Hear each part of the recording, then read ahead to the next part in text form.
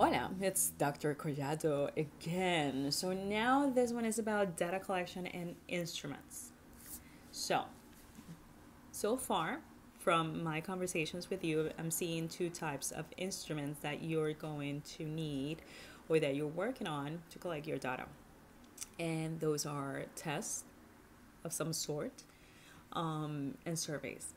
So, one of the questions that came up was how to, you know, how many questions do I ask? Where do I get these questions from? Like, what do I ask, right?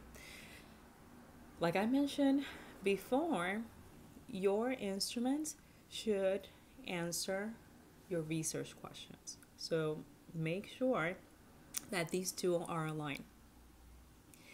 If you're using a test, if you're doing an experiment of sorts and you are testing something, an ability or skill or performance, I recommend that, like I mentioned, you use a framework for the content area. And what's going to happen is that that framework will most likely give you the type of questions to ask or the areas that you should ask. So, for example, in my in this particular study that I did, I use a framework that is known as the can-do statements. It's based on the growth mindset, and it's a framework research-based, already established, that consists of sentences in the first person that students can use. So my survey was what I did was I listed a set of can-do statements. I categorized them, and I had to be careful with this so that the students didn't didn't feel, didn't see directly like exceed expectation, meet expectations. That's not me. But what I did was I listed these can do statements, and students, because there were fifth graders, I wanted to make it easy on them. They circle the best option. That's another thing. You have to keep the age of your participants in mind.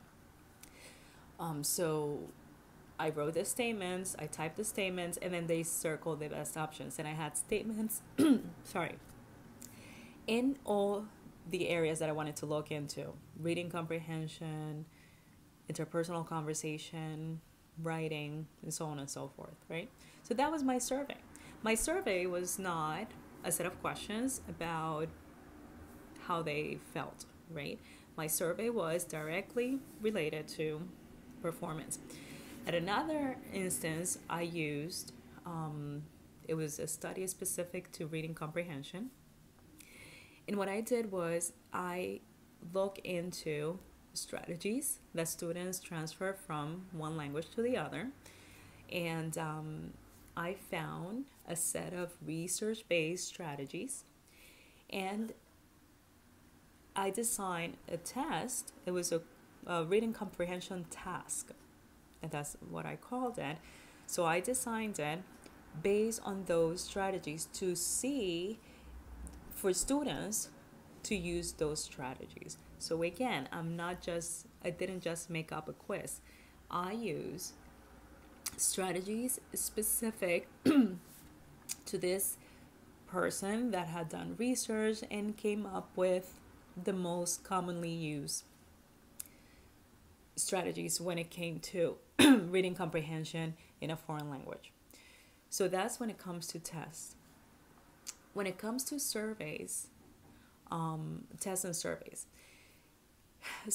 also you can use, I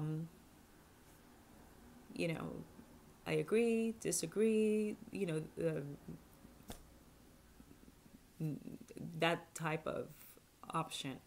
I would recommend that for maybe a high school student, maybe an adult that would understand that type of question, and it's easy to answer. And it's easy for you to organize when you collect the data. All right. So just to review, when it comes to the instruments that you're going to use for your data collection, keep the age group of your participants in mind. Make sure that you create it in a way that they understand it.